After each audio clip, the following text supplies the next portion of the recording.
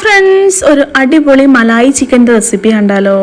ഈ മലായി ചിക്കൻ ഒരു north Indian ഡിഷാണ് കേട്ടോ. നമുക്ക് ഈസി ആയിട്ട് ഉണ്ടാക്കാൻ പറ്റുന്ന റെസിപ്പിയാണ്. നല്ല ടേസ്റ്റ് ആണ് കേട്ടോ. ഞാനിവിടെ ക്രീമി ആയിട്ടല്ല, കുറച്ച് ഗ്രേവി ആയിട്ടാണ് കേട്ടോ ഉണ്ടാക്കുന്നത്. അതിന് വേണ്ടിയിട്ട് ഞാൻ 1 കിലോ ചിക്കൻ എടുത്തിട്ടുണ്ട്. ഈ ചിക്കനിലേക്ക് കുരുമുളകും ഉപ്പും ചേർത്ത് നന്നായിട്ട് മിക്സ് ചെയ്തിട്ട് മാറ്റി വെക്കാം കേട്ടോ. ഏകദേശം ഞാനൊരു 2 മണിക്കൂർ മാറ്റി വെച്ചിട്ടുണ്ട് കേട്ടോ. അപ്പോൾ അതിന് ശേഷമാണ് ഞാൻ ഉണ്ടാക്കിയിട്ടുള്ളത്. നിങ്ങൾക്ക് സമയത്തിനനുസരിച്ചിട്ട് മാറ്റി വെക്കാം.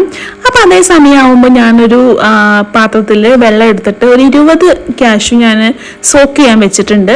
അപ്പൊ അതൊക്കെ അവിടെ ആയി വരുന്ന സമയത്ത് നമുക്ക് ചിക്കൻ പൊരിച്ചെടുക്കണം. അതിന് വേണ്ടിയിട്ട് ഞാൻ ഒരു കടായിലേക്ക് സൺഫ്ലവർ ഓയിലാണ് ഒഴിച്ചു കൊടുത്തിട്ടുള്ളത്. ഇനി നമ്മൾ മാറ്റി വെച്ചിട്ടുണ്ടായിരുന്ന ചിക്കൻ ഉണ്ടല്ലോ, അതൊക്കെ ഒന്ന് ഷാലോ ഫ്രൈ ചെയ്തെടുക്കുക കേട്ടോ. അപ്പോൾ ഒരുപാട് ഡീപ്പ് ഫ്രൈ ചെയ്തെടുക്കരുത്, ഒരു ഹാഫ് കുക്ക് അത്രമാത്രം മതി കേട്ടോ. അപ്പൊ അങ്ങനെ ഓരോ ബാച്ചസ് ആയിട്ട് ഫ്രൈ ചെയ്തെടുക്കാം. ഇനി ഞാൻ അതേ ഓയിലിലേക്ക് തന്നെ ഞാൻ ഇഞ്ചി വെളുത്തുള്ളി പേസ്റ്റ് ഇട്ട് കൊടുക്കുന്നുണ്ട്. അതുപോലെ തന്നെ വലിയ ഉള്ളി ചെറുതാക്കി നൈസാക്കിയിട്ട് അരിഞ്ഞതാണ് കേട്ടോ ഇട്ട് കൊടുക്കുന്നത്. അധികം കട്ടിക്ക് അരിയരുത്, നല്ല തിന്നായിട്ട് വേണം കേട്ടോ അരിയാൻ. അപ്പൊ ഈ ഉള്ളി ഒന്ന് വാടാൻ വേണ്ടിയിട്ട് ഞാനതിലേക്ക് ഉപ്പും അതേപോലെ തന്നെ കുറച്ച് തക്കാളിയും ചേർത്ത് കൊടുക്കുന്നുണ്ട് കേട്ടോ. ഒരു അരമുറി തക്കാളി മാത്രമേ ചേർത്ത് കൊടുക്കുന്നുള്ളൂ. ഇതിന് കാരണം എന്താന്ന് വെച്ചിട്ടുണ്ടെങ്കിൽ ഞാൻ തൈര് ഇതിൽ ആഡ് ചെയ്യുന്നത് വളരെ കുറച്ചാണ്, അതുകൊണ്ടാണ് കേട്ടോ.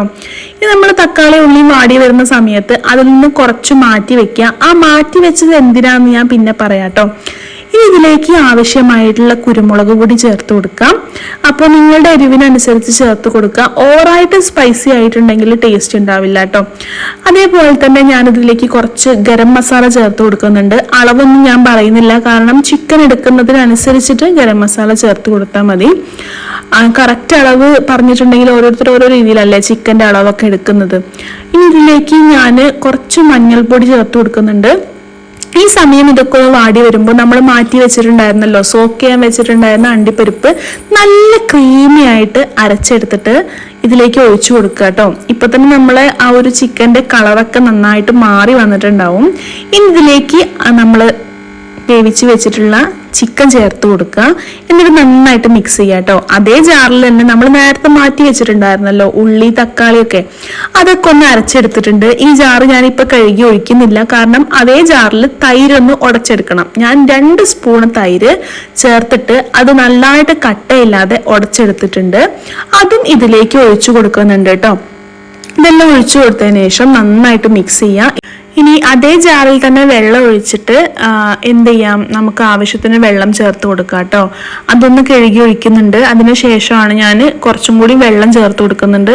നിങ്ങൾക്ക് ഗ്രേവി ആയിട്ടാണ് വേണ്ടതെന്നുണ്ടെങ്കിൽ ഈ ഒരു സ്റ്റെപ്പിൽ നിർത്താം കേട്ടോ. എനിക്ക് കുറച്ച് കറി ആയിട്ടാണ് വേണ്ടത്, അതുകൊണ്ട് ഞാൻ ആവശ്യത്തിന് വെള്ളം ഒഴിച്ചു കൊടുത്തതിന് ശേഷം എരിവിന് എനിക്ക് കുരുമുളക് കുറവാണെന്ന് തോന്നിയപ്പോൾ ഞാൻ കുറച്ച് കുരുമുളക് ഇട്ട് കൊടുത്തിട്ടുണ്ടായിരുന്നു കേട്ടോ. ഇനി ഇതിലേക്ക് 2-3 പട്ട ചേർത്ത് കൊടുക്കുന്നുണ്ട്. അപ്പം പട്ട ആദ്യം ചേർത്ത് കൊടുക്കാൻ എന്താന്ന് വെച്ചിട്ടുണ്ടെങ്കിൽ പട്ട മാത്രമേ ഞാൻ ചേർത്ത് കൊടുക്കുന്നുള്ളൂ, അതുകൊണ്ടാണ് കേട്ടോ. ഇനി അടുത്ത സ്റ്റെപ്പ് എന്ന് പറയുന്നത് കസൂരി മേത്തി ചേർത്ത് കൊടുക്കുക. നന്നായിട്ടൊന്ന് പൊടിച്ചതിന് ശേഷം ചേർത്ത് കൊടുക്കുക കേട്ടോ. കസൂരി മേത്തി എന്ന് പറഞ്ഞിട്ടുണ്ടെങ്കിൽ നമ്മുടെ ഉലുവയുടെ ഇല ഉണ്ടല്ലോ, ഉലുവയുടെ ഇല പൊടിച്ചതാണ് കസൂരി മേത്തി എന്ന് പറയുന്നത്. അതും ചേർത്ത് കൊടുക്കുക. നോർത്ത് ഇന്ത്യൻ ഡിഷ് ആയതുകൊണ്ട് തന്നെ കസൂരി മേത്തി നമുക്ക് ഒഴിച്ചുവിടാൻ പറ്റത്തൊന്നാണ് കേട്ടോ. ഇനി ലാസ്റ്റ് ഇതിലേക്ക് ഞാൻ ചേർത്ത് കൊടുക്കുന്നത് ഫ്രഷ് ക്രീമാണ് കേട്ടോ. അമൂലിന്റെ ഫ്രഷ് ക്രീമാണ് യൂസ് ചെയ്തിട്ടുള്ളത്. അതും ചേർത്ത് കൊടുത്തതിന് ശേഷം ലാസ്റ്റ് കുറച്ച് മല്ലിയിലയും ചേർത്ത് കൊടുത്തു കഴിഞ്ഞിട്ടുണ്ടെങ്കിൽ നമ്മൾ അടിപൊളിയായിട്ടുള്ള മലായി ചിക്കൻ റെഡി ആയിട്ടുണ്ട്. നെയ്ച്ചോറിന്റെ കൂടെയും പൊറാട്ടയുടെ കൂടെയും ചപ്പാത്തിയുടെ കൂടെയും ഒക്കെ അടിപൊളിയാണ് കേട്ടോ. അപ്പൊ ഇതുവരെ ഇങ്ങനെ ഉണ്ടാക്കി നോക്കാത്തവരുണ്ടെന്നുണ്ടെങ്കിൽ ഒരു വട്ടെങ്കിലും ഉണ്ടാക്കി നോക്കുക. എല്ലാവർക്കും ഉറപ്പായിട്ടും ഇഷ്ടപ്പെടും കേട്ടോ. അപ്പൊ റെസിപ്പി ഇഷ്ടപ്പെട്ടിട്ടുണ്ടെന്നുണ്ടെങ്കിൽ കമന്റ് ചെയ്യണേ. അപ്പോൾ ഇന്നത്തെ വീഡിയോ അത്രേ ഉള്ളൂ. ചാനൽ ആദ്യമായിട്ടാണ് കാണുന്നുണ്ടെങ്കിൽ സബ്സ്ക്രൈബ് ചെയ്യുക, സപ്പോർട്ട് ചെയ്യുക. വീണ്ടും ഒരു പുതിയ വീഡിയോ കാണുന്ന